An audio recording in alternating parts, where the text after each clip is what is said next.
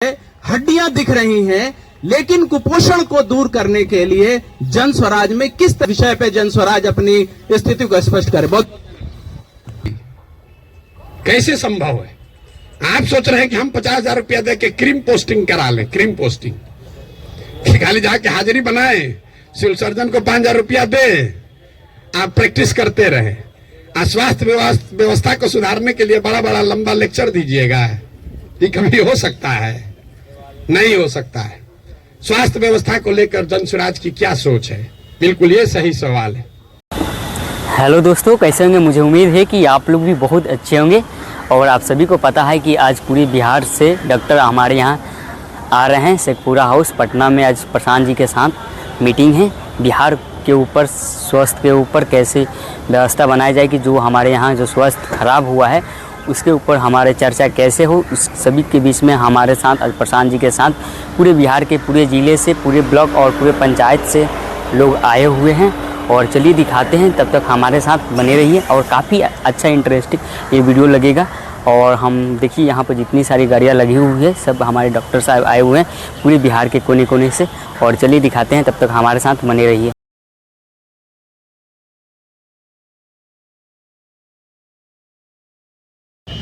Doctor साहब लोग जितना समय लगाएंगे उतना पैसा मिलेगा, जितना देर नहीं प्रैक्टिस किए पैसा नहीं मिलेगा। तो आप आए हैं तो इसलिए आपका विशेष धन्यवाद। हमारे पिताजी डॉक्टर थे तो हमको मालूम है, पत्नी भी मेरी डॉक्टर है।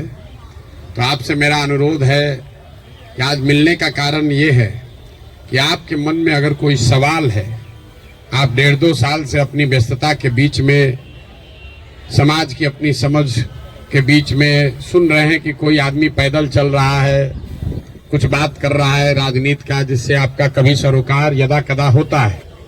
उसको लेकर अगर आपके मन में कोई सवाल है, उसको लेकर अगर आप कोई सुझाव देना चाहते हैं, तो मोबाइल में देखे हैं 2 मिनट का रील आया, कुछ देखे, कुछ समझे, कुछ नहीं समझे। आपकी अपनी अवधारणा है 50 साल की कि समाज कैसे चलता है। नेताओं के बाद सबसे ज्यादा समाज से जो जुड़ा 2 वर्ग है, वो एक पुलिस प्रशासन वाले लोग हैं, एक वकील साहब लोग हैं और डॉक्टर हैं, जो समाज से सीधे तौर पर डेली सैकड़ों लोगों से आप 2-4 होते हैं। तो आपका अनुभव, आपके प्रश्न, आपकी शंकाएं, अगर आप उस पर कुछ बोलना बताना चाहते हैं तो आपसे सीखना भी चाहते हैं। और जो मैंने देखा, जो मैं करने का प्रयास कर रहा हूं, अगर उसको लेकर आप कुछ पूछना चाहते हैं तो वो भी बेझिझक होकर पूछिए। कड़वी बातें कहनी है तो वो भी जरूर कहिए। आप लोग तो दवा देने में माहिर हैं, तो डॉक्टर को पहले रोगी को कहते भैया सुई लगेगा इस बार बहुत, लेकिन घाव है तो सुई तो लगाना पड़ेगा। तो कड़वी बात भी कहनी है तो उसमें हिचकिचाइए नहीं, जो सवाल करना चाहते हैं करिए। इसमें कई लोग नॉन डॉक्टर्स भी बैठे हुए हैं, आप भी अपना, चूंकि डॉक्टरों की संख्या ज्यादा है इसलिए डॉक्टरों को मैं कह रहा हूं, बाकी दूसरे लोग भी अपना सवाल कर सकते हैं। बहुत बहुत धन्यवाद। मुझे ये जानना है कि अगर आपकी सरकार आती है तो हेल्थ में किस तरह का व्यवस्था परिवर्तन आप करेंगे? क्योंकि कोई भी सरकार आ रही है, व्यवस्था तो वही है। एक मिनिस्टर होते हैं, उनके नीचे सेक्रेटरी होते हैं, उनके नीचे और उनके जूनियर होते हैं और बाकी लोग होते हैं, तो व्यवस्था तो वही होती है। आप इसको कैसे चेंज करेंगे और कैसे इस व्यवस्था में बदलाव लाएंगे ताकि सुधार जो है निचले स्तर तक पहुंच पाए? पार्टी से जीते विधायक सत्ता में आने के बाद honest, moral, character and corruption free रहेंगे कि क्या गारंटी आप दे सकते हैं? ठीक, थैंक यू। मेरा नाम इसहाक असर है।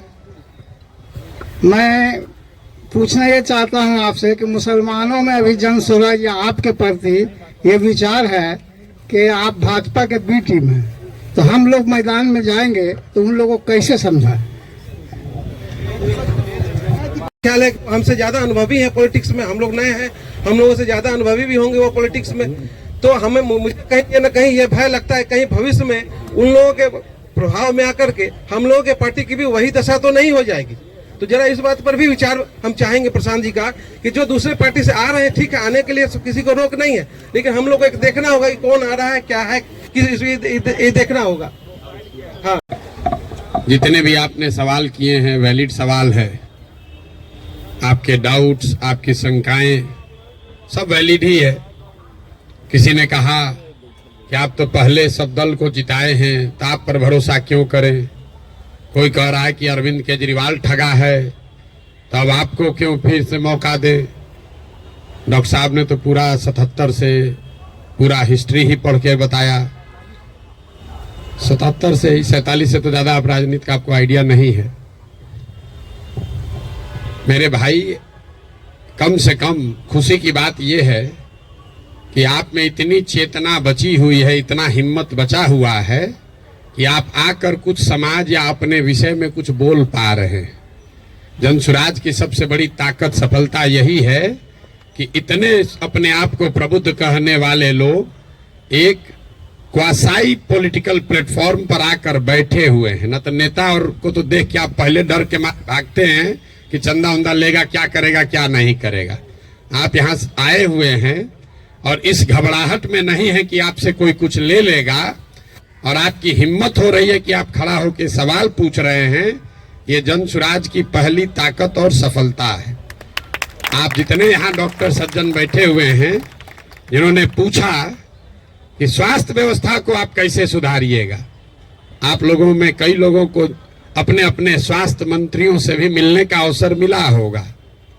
उनसे कभी नहीं पूछे होंगे, क्योंकि बिहार सरकार में स्वास्थ्य विभाग का एक ही कार्यक्रम है, पता करो कौन डॉक्टर का सबसे ज्यादा प्रैक्टिस चलता है, उसका ट्रांसफर करो और उससे बदले में पैसा का उपाय करो।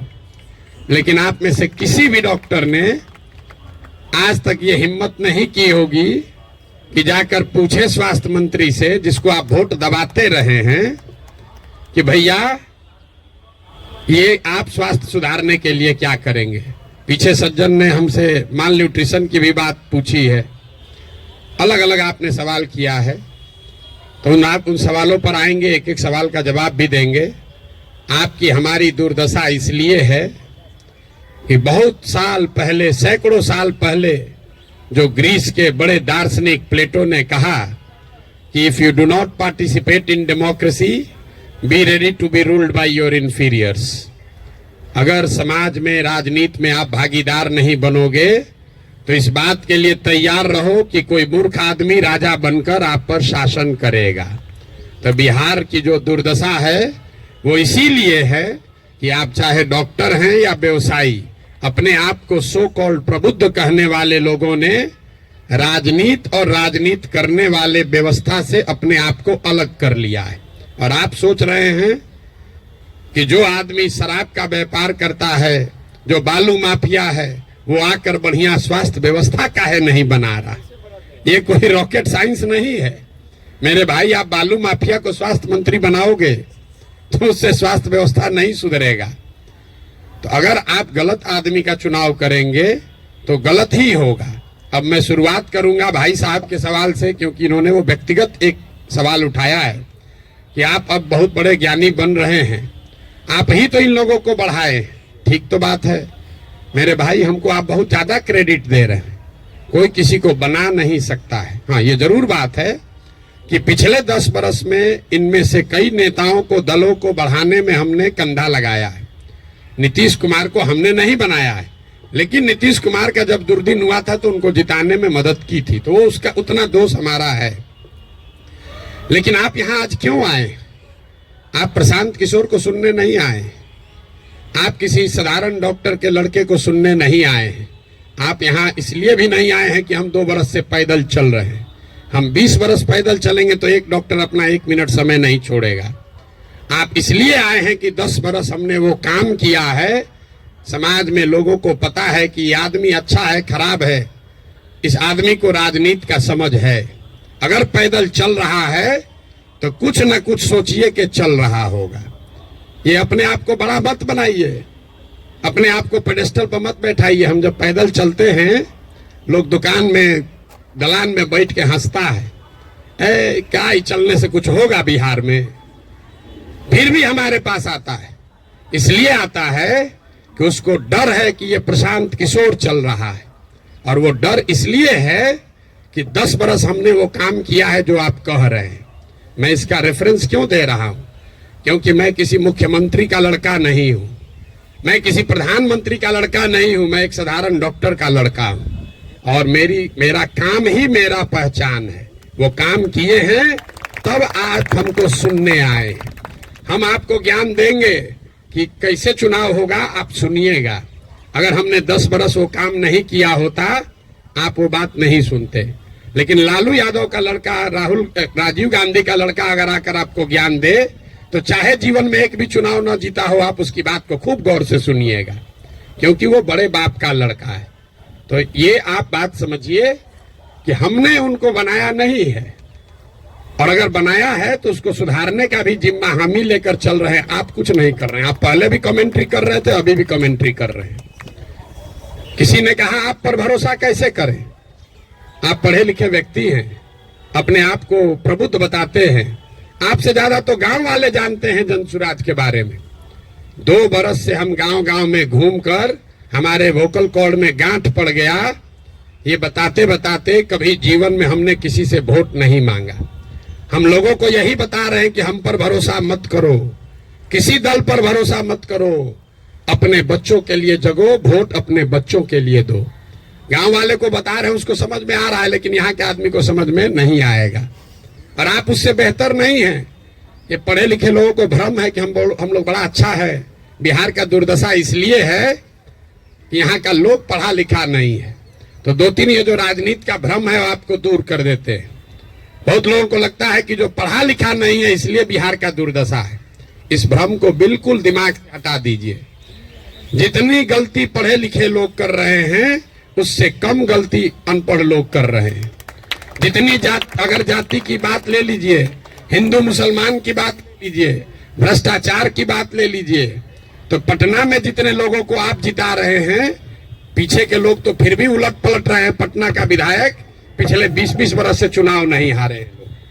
और पटना की क्या दुर्दशा है आप लोगों को पता है। तो पढ़ा लिखा वोटर कहीं इस बात का प्रमाण नहीं है। जब देश आजाद हुआ तो इस देश में कुल 18% लोग साक्षर थे, 82% लोग निरक्षर थे।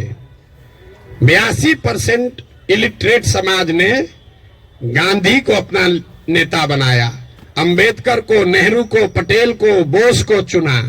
आज पेपर पे बिहार में 77% लोग पढ़े लिखे हैं, और आपने पिछले 30 बरस में किसको नेता बनाया है ये आपको हमको बेहतर पता है। इस बात का प्रमाण नहीं है कि पढ़ाई लिखाई से आप अच्छा वोटर बन जाएंगे। मनमोहन सिंह जी देश में जीवन में सिर्फ एक ही बार चुनाव लड़े, दक्षिण दिल्ली से चुनाव लड़े, और बीजेपी के एक साधारण कार्यकर्ता से चुनाव हार गए। बीजेपी के एक साधारण कार्यकर्ता ने मनमोहन सिंह जैसे बड़े इकोनॉमिस्ट को चुनाव हरा दिया। और वो चुनाव झंझारपुर से नहीं लड़े, वो चुनाव मधुबनी से नहीं लड़े, बिहार से नहीं लड़े कि जाति पर सब वोट पड़ता है। दक्षिण दिल्ली के उस लोकसभा से लड़े जहां पर सबसे ज्यादा पढ़े लिखे, सबसे ज्यादा high capita per capita income वाले लोग वोटर हैं। उन्होंने मनमोहन सिंह जैसे बड़े इकोनॉमिस्ट को छोड़कर एक साधारण कार्यकर्ता को चुना। इसका कोई प्रमाण नहीं है। हम लोग घर में कहते हैं कि हमारी दादी पढ़ी लिखी नहीं थी लेकिन बड़ा समझदार थी। लड़का पढ़ लिख गया है लेकिन बड़ा लंपट है। आप पढ़े लिखे होकर भी बहुत बड़े बेवकूफ हो सकते हैं, और नहीं पढ़ा लिखा व्यक्ति भी बहुत समझदार हो सकता है। इसका मतलब ये नहीं है कि पढ़ाई की महत्ता नहीं है। पढ़ाई सिर्फ आपको इतना ही करता है कि आप इंफॉर्मेशन को प्रोसेस करने की आपकी क्षमता बढ़ जाती है, उसको आर्टिकुलेट करके प्रेजेंट करने की आपकी क्षमता बढ़ जाती है। आपकी प्रोसेस, आप उससे बहुत वाइज हो जाएंगे, ऐसी बात नहीं है। दूसरा जो भ्रम आपने बताया, बिहार में तो सब वोट जाते पर पड़ता है, भाई साहब ने बताया, आपने उसका काउंटर भी किया। लेकिन ये सबसे ज्यादा पूछे जाने वाला सवाल है। पिछले 2 बरस से हर आदमी, हर सभा, हर मीटिंग में ये कोई ना कोई जरूर पूछता है, भैया सब तो ठीक है, जाति से कैसे निपटिएगा।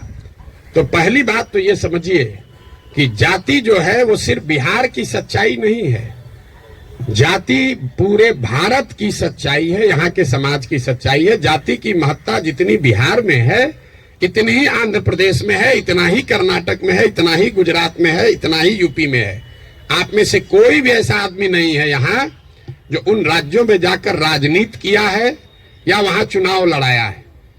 आप हमको बताइए, वोकालिगा और लिंगायत अगर कर्नाटक में नहीं है तो क्या बिहार में है? पटेल और क्षत्रिय अगर गुजरात में नहीं है तो क्या बिहार में है? कहाँ जाति नहीं है? जाति हर जगह है। और ये आपको हमको हमारे दिमाग में ये बैठा दिया गया है कि बिहार में सब चीज जाति पर है। इसकी जाति की संख्या सबसे ज्यादा हो, उस जाति के आदमी को वो राज्य जीतना करीब करीब इम्पॉसिबल है, नहीं जीत सकता है। क्योंकि उस जाति से दूसरे समाज के लोग डरते हैं। वो सोचता है ये आएगा तो सब कब्जा कर लेगा, तो उसके खिलाफ कंसोलिडेशन भी होता है। आप यही नहीं, बंगाल देख लीजिए, यूपी देख लीजिए, तेलंगाना देख लीजिए, आंध्र देख लीजिए। आंध्र प्रदेश में भी नायडू जीत कर आए, कंबक कम्युनिटी के हैं, उसकी जाति की संख्या 6% है। बगल में योगी जी हैं, राजपूतों की संख्या 4% है। उसके बगल में मध्य प्रदेश में यादव जी हैं, उनकी संख्या 5% से कम है। राजस्थान देख लीजिए, आप कहिए वो तो भाजपा का है, जितना रीजनल पार्टी है सबका उठाकर देख लीजिए, कहीं पर भी जिस जाति की संख्या सबसे ज्यादा है उसका नेता मुख्यमंत्री नहीं है। अब फिर यहाँ गलतफहमी का आदत है, कहेगा ना नीतीश तो पिछड़ा का नेता है। तो भाई अगर कोई नीतीश जी पिछड़ा का समीकरण गोलबंदी कर सकते हैं तो आप भी कर सकते हैं। आपको कौन रोका है? किसने रोका है कि कुशवाहा का जाति का कोई नहीं कर सकता है, या कोई ब्राह्मण नहीं कर सकता है, कोई राजपूत नहीं कर सकता है? भाई अगर कुर्मी समाज का आदमी कर सकता है तो कोई मुसहर भी कर सकता है, कोई कुशवाहा भी कर सकता है, कोई राजपूत भी कर सकता है। आप में वो क्षमता होनी चाहिए, वो प्रयास करने की का मादा होना चाहिए। जाति का भ्रम मत पालिए। और अंतिम बात, मान लीजिए एक बार कि आपको बात मान भी ले कि जाति बड़ा महत्वपूर्ण है, तो जिसको भी राजनीति के जरिए समाज का अगुवा बनना है उसके पास ये विकल्प नहीं है कि समाज में सब सुधर जाएगा तब हम आएंगे। सब आदमी कहता भैया करना तो चाहते हैं लेकिन बिहार में जातिवाद बड़ा है। अरे भाई, तो जब जातिवाद खत्म हो जाओगा तब राजनीति करने आओगे, तो ना जाति कभी खत्म होगा ना कभी आओगे। और अगर खत्म हो ही जाए, अगर भ्रष्टाचार खत्म हो जाए, जातिवाद खत्म हो जाए, बाहुबल खत्म हो जाए, तो आपके हमारे आने की जरूरत क्या है? जो खत्म किया है उसी को आगे रहना चाहिए। आपकी हमारी जरूरत तभी तो है। राजनीतिक अगुवा जिसको बनना है उसको समाज की कमजोरी और उसकी ताकत के रहते हुए ही उसका अगुवाई करना है। आप उससे अलग नहीं हट सकते। किसी ने भ्रष्टाचार की बात कही, भ्रष्टाचार पर आपका क्या प्रोग्राम है? कोई प्रोग्राम नहीं। भ्रष्टाचार तब सुधरेगा जब आप और हम भ्रष्टाचार कम करेंगे। कैसे संभव है? आप सोच रहे हैं कि हम 50,000 रुपया दे के क्रीम पोस्टिंग करा लें, क्रीम पोस्टिंग खाली जाके हाजिरी बनाए, सिविल सर्जन को 5,000 रुपया दे, आप प्रैक्टिस करते रहे। स्वास्थ्य व्यवस्था को सुधारने के लिए बड़ा बड़ा लंबा लेक्चर दीजिएगा, ये कभी हो सकता है? नहीं हो सकता है। स्वास्थ्य व्यवस्था को लेकर जन स्वराज की क्या सोच है? बिल्कुल ये सही सवाल है। सिर्फ स्वास्थ्य व्यवस्था को लेकर नहीं, 2 संकल्प जो जन स्वराज में हम लोगों ने दिया है कि बिहार के हर पंचायत का, बिहार का नहीं, हर पंचायत का 8,500 पंचायतों का हम योजना बनवा रहे हैं, पैदल चल के खुद जाकर देखकर। और ये तय किया जा रहा है कि उस पंचायत में पढ़ाई की व्यवस्था कैसे होगी, 800 से 1200 रोजगार के अवसर कैसे पैदा किए जाएंगे, और उस पंचायत में जिस तरह की भी खेती होती है उस खेती को खाने वाले खेती से कमाने वाला खेती कैसे बनाया जाएगा। ये 8,500 कार्यक्रम, 8,500 डॉक्यूमेंट जारी करेंगे। आप में से ज्यादातर लोगों को पढ़ने का भी समय नहीं होगा, लेकिन 8,500 पंचायतों का अलग अलग योजना बनाकर जारी करेंगे चुनाव से पहले। उसके साथ साथ बिहार के विकास के लिए जो 10 महत्वपूर्ण पहलू हैं उसमें स्वास्थ्य भी इंक्लूडेड है, उस पर भी 10 साल का विजन डॉक्यूमेंट बनाकर आपको चुनाव से पहले जारी करेंगे। ये बताएंगे कि बिहार में स्वास्थ्य की व्यवस्था को कैसे सुधारा जाए। आप उसको पढ़िए, समझिए, कुछ योगदान देना है योगदान भी दीजिए, सुझाव भी दीजिए, और अगर ठीक लगे तो अच्छा तब अपनाइए, हमारे कहने पर मत जाइए। अब आप कहिएगा कि अभी काहे नहीं जारी किए हैं? अभी इसलिए नहीं जारी किए हैं कि अगर अभी हम वो योजना जारी कर दें तो वो मेरी सोच होगी, उसमें आपकी और बिहार के लोगों की सोच समाहित नहीं है। पहले गांव गांव जाकर देखकर ये समझ रहे हैं, लोगों से पूछ रहे हैं कि क्या करना पड़ेगा। ज्यादातर आदमी क्या कर, नया क्या देख लीजिएगा इसमें, हम आपको बता रहे हैं नया क्या देख लेंगे। हम भी बिहार के सरकारी स्कूल में पढ़े हैं, हमने अपने बाबूजी के क्लिनिक में देखा है 100 रुपया के मोनोसेफ नहीं खरीद पाने की वजह से इनके फ्लाइटिस के पेशेंट हाथ जोड़ के कहते हैं भैया मर जाए, लेकिन अब हम कुछ नहीं कर सकते, घर में कुछ नहीं बचा है, 100 रुपया। तो हमको उसकी समझ है, लेकिन इसके बावजूद जब हम 2 बरस से चल रहे हैं पैदल, तो जो गरीबी, जो बदहाली, जो कष्ट मैंने जमीन पर देखा है, इसका मुझे कभी अंदाजा नहीं था। हम संयुक्त राष्ट्र संघ में पब्लिक हेल्थ में ही 10 बरस काम किए हैं, यहाँ राजनीति में से भी जुड़े रहे, लेकिन जितनी गरीबी बदहाली हम अपनी आंखों से देख रहे हैं, ये आंकड़ों से दिखने वाली गरीबी से कहीं ज्यादा है। आपने कुपोषण की बात कही, यहाँ सब डॉक्टर बैठे हुए हैं, आप में से ज्यादातर आदमी ऐसे होंगे जो शायद ही कोई 10 से ज्यादा हीमोग्लोबिन वाली महिला आपको देखते होंगे। यहाँ हम लोग जो एक स्टडी करा रहे हैं, देखते हैं, आप देखिएगा कल से ध्यान से, गांव में कहीं जाइए, 55-60 साल से ज्यादा उम्र की कोई महिला आपको सीधी खड़ी नहीं दिखेगी, सब बेंड हो गई है ऊपर से। तो न्यूट्रिशन, आप न्यूट्रिशन समझते अगर हैं, आप लोग तो डॉक्टर हैं, तो आपको पता है कि लंबे समय तक हीमोग्लोबिन के कमी की वजह से और ग्रोइंग एज में कैल्शियम नहीं मिलने की वजह से बोन का स्ट्रक्चर इतना कमजोर है कि समय से पहले वो बेंड होने लगता है। ये जब आप गांव में चलिएगा तो देखिएगा, 5 फीट 4 इंच से ज्यादा, 5 फीट 5 इंच से ज्यादा उम्र हाइट की कोई महिला आपको दिखने वाली नहीं है। आपने ठीक कहा, न्यूट्रिशन कोई वन शॉट सॉल्यूशन नहीं है, एंड इंटरजेनरेशनल प्रॉब्लम है। जिस मोदी जी के किताब पेपर की आप बात कर रहे हैं, एक आंकड़ा आपको दे रहा हूं, आज से 300 साल पहले यूरोप में लोगों की एवरेज हाइट भारत में लोगों के एवरेज हाइट से 1.4 इंच कम होती थी। अब यूरोप में 300 साल में on an average 1.6 inch Bharat से ज्यादा हो गई है। 300 वर्ष में करीब करीब 3 इंच लंबाई का असर पड़ गया है। और दुनिया भर में जो डेवलपमेंटल इकोनॉमिक्स पढ़ते हैं उनको मालूम है कि हाइट और लाइफ टर्म अर्निंग में डायरेक्ट कोरिलेशन है। The taller you are more likely to earn higher income and wages than those who are not. इसका मतलब ये नहीं कि जिसका हाइट कम है पैसा कम कमा रहा है, तुरंत लोग गन्ना करने लगा कि तो बड़ा नाटा आदमी को देखे बड़ा पैसा कमा रहा है। Height is a reflection of your overall growth. अब डॉक्टर लोग को हम क्या बताएंगे, आपको समझ है, हाइट दिख रही है और ब्रेन का ग्रोथ आपको नहीं दिखता है। तो जो लंबे समय तक स्टडीज हुई हैं उसमें यह क्लियर बताया गया है कि हाइट और लाइफ टर्म अर्निंग, समाज के सोसाइटी में लाइफ टर्म अर्निंग का डायरेक्ट कोरिलेशन है। तो बिहार में ये परेशानी है, एक झटके में मेरे भाई साहब वो खत्म नहीं हो सकता है। यहां किसी ने पर कैपिटा इनकम की बात की, बिहार में पर कैपिटा इनकम है 35,000 रुपया। देश में प्रति व्यक्ति आय है करीब करीब 1,34,000।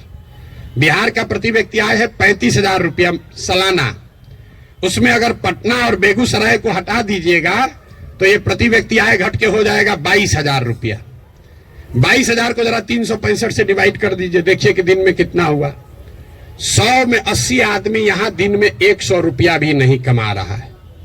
आप किस न्यूट्रिशन की बात करेंगे। मुझे एक लड़का मिला, उसको हम लोग कैंप में शाम में खाना खिलाते हैं, जो लड़के आते हैं, बहुत ज्यादा खा रहा था। उसको ऐसे बुला के पूछे, बेटा ये इतना रोज खाते हो? बोला सर आज तक जीवन में ऐसा हुआ ही नहीं कि हम खाना खत्म कर लिए और तसली में अभी चावल बाकी है। आज तक ऐसा जीवन में नहीं हुआ कि हमारा पेट भर गया हो और चावल अभी तसली में बाकी है। जो जितना खाना है उसी से पेट भरना है। आप न्यूट्रिशन की क्या बात करेंगे। इन बातों की चर्चा आपने ठीक कहा जनसुराज में नहीं करते हैं। क्या करें, उसको जो सीधी बात बता रहे हैं कि 100 रुपया नहीं कमा रहे हो, ये समझे में नहीं आ रहा है, तो उसको कैल्शियम और हेमोग्लोबिन का कमी बताएंगे तो उसको बुझाएगा। हमको उसको उस भाषा में समझाना है जो उसको समझ में आए। आप बहुत बड़े ज्ञानी हैं, आप व्यवस्था को सुधारना चाहते हैं, सुधारिएगा तब ना जब व्यवस्था में आइएगा। तो व्यवस्था में आने के लिए आपको उस भाषा का, उस विषय का, उस तरीके का इस्तेमाल करना है ताकि आप व्यवस्था में चुनकर आए, तभी तो ये बनेगी बात। किसी ने कहा आम आदमी पार्टी की तुलना, आपको एक पैसे भी समझ नहीं है कि जन सुराज क्या है और आम आदमी पार्टी क्या है। आम आदमी पार्टी आंदोलन से निकली हुई एक पॉलिटिकल व्यवस्था है और जन सुराज में प्रशांत किशोर का, जन सुराज का आंदोलनों में कोई यकीन नहीं है। हम रोज ये बात कम से कम 100 दफे कह चुके हैं। जन सुराज आंदोलन नहीं है, इसको जेपी के आंदोलन से कंपेयर मत कीजिए और इसको आम आदमी पार्टी के आंदोलन से कंपेयर मत कीजिए, क्योंकि आंदोलन है ही नहीं। क्यों नहीं है? हमको लोग आगे कहता है भैया आंदोलन कीजिए उससे बिहार सुधरेगा। मेरा आंदोलनों में कोई यकीन नहीं है, क्योंकि मानव सभ्यता का इतिहास आपको बताता है, पूरे दुनिया का, बिहार का, भारत का नहीं, पूरे दुनिया का मानव सभ्यता का इतिहास ये आपको बताएगा कि आज तक किसी भी आंदोलन से, फ्रांस की क्रांति को अगर आप अपवाद के तौर पर हटा दीजिए तो किसी भी रेवोल्यूशन से, आंदोलन से कभी समाज का भला नहीं हुआ है।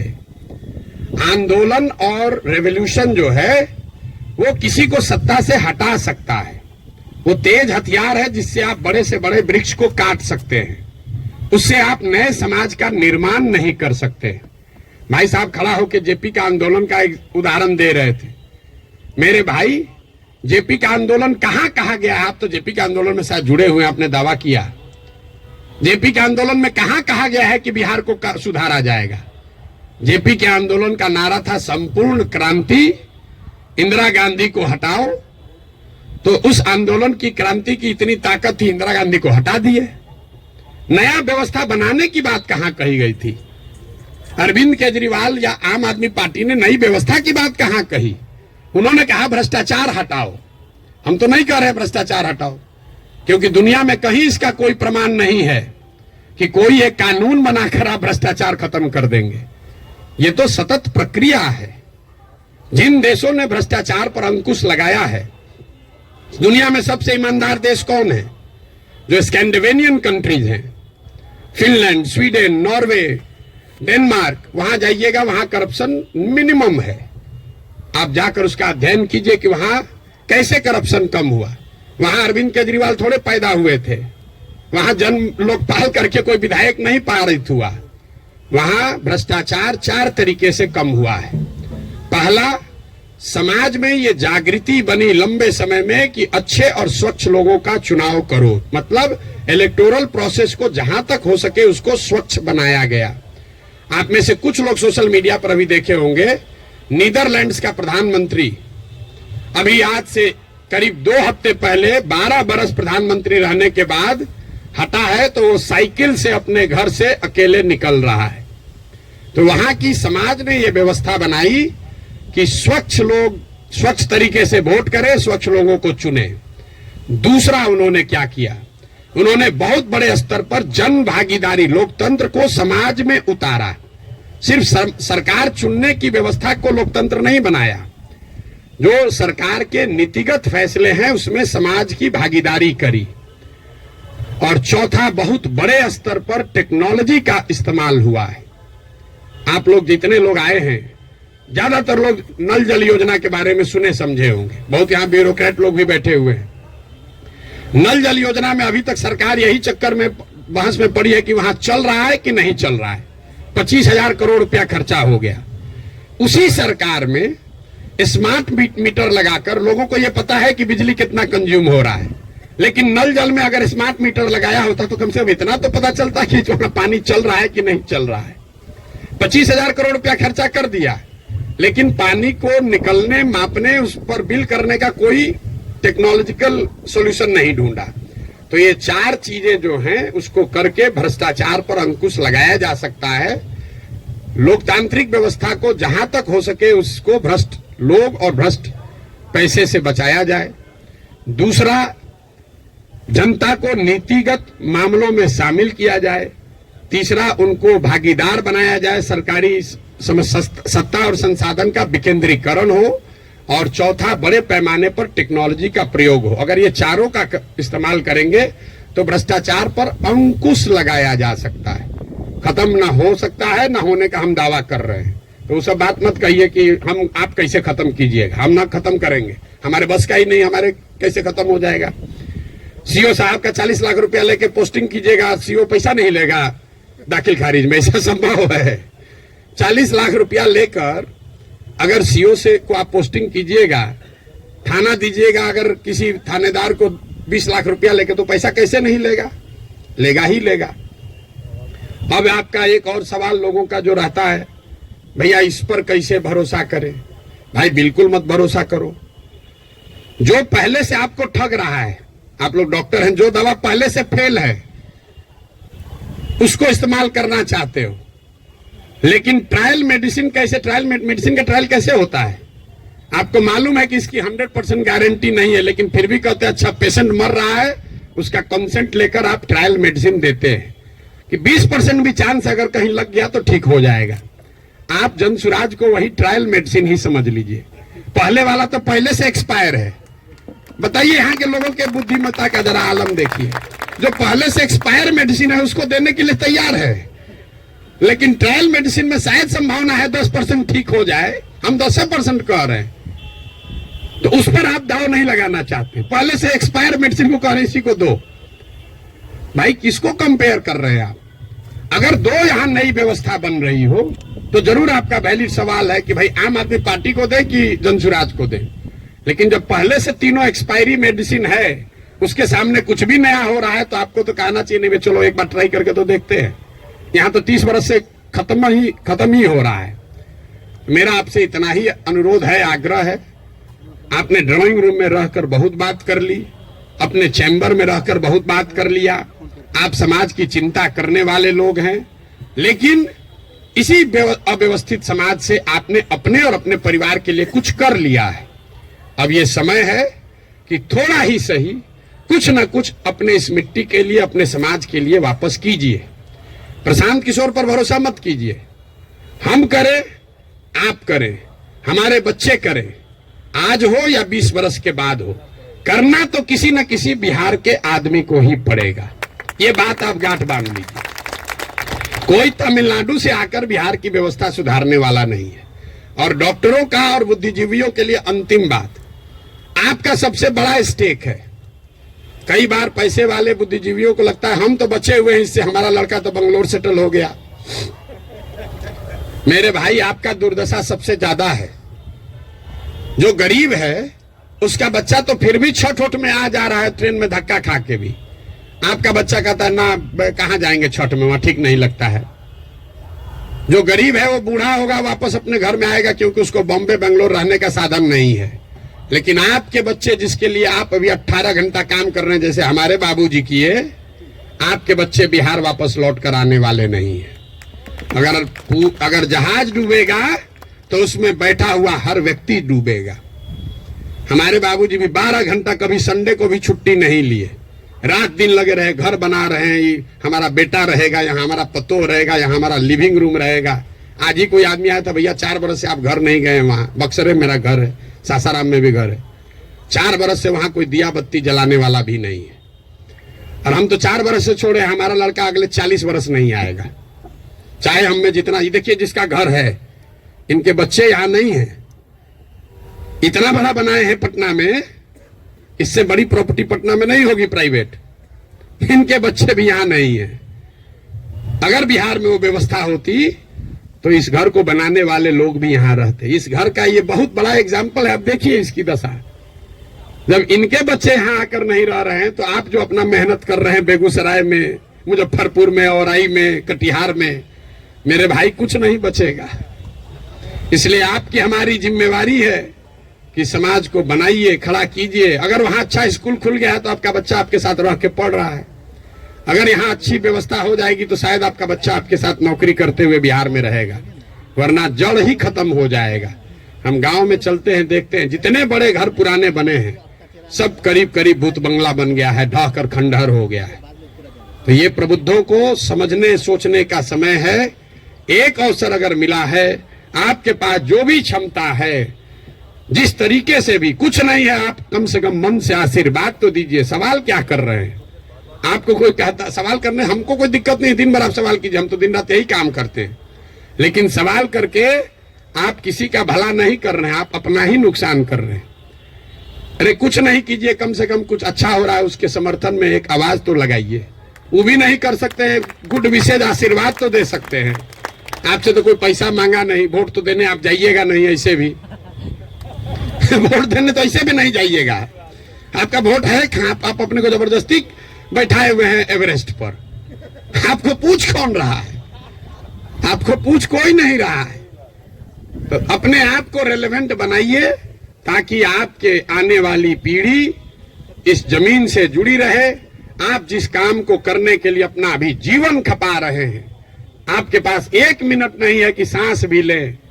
जो चीज बना रहे हैं उसको भोगने वाला, उसका उपयोग करने वाला कोई नहीं बिहार में बचेगा आपका अपना, अगर आप बिहार की व्यवस्था को सुधारने के लिए कुछ न कुछ न करें।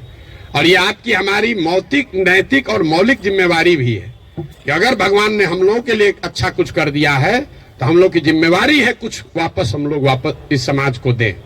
अब आपका और कोई सवाल है तो कर लीजिए। बहुत बहुत धन्यवाद।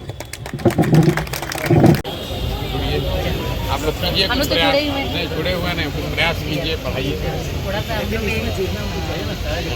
थोड़ा सा बिजी हो गए थे। कहाँ बिजी हो गए? अपना थोड़ा निजी कार्यक्रम निजी कार्यक्रम तो चलता ही रहेगा जीवन का, एक बार लगना होगा सबको। वारिसनगर में हेल्थ कैंप के लिए। और देखिए दोस्तों, डॉक्टरों के साथ अब मीटिंग पूरी तरह से समाप्त हो गया और काफ़ी रात हो गया, शाम के वक्त में शुरू हुआ था। और इसी के बीच में देखिए यहाँ पर अब लोग सभी लोग अपने अपने घर पर जा रहे हैं और काफ़ी अच्छा लगा।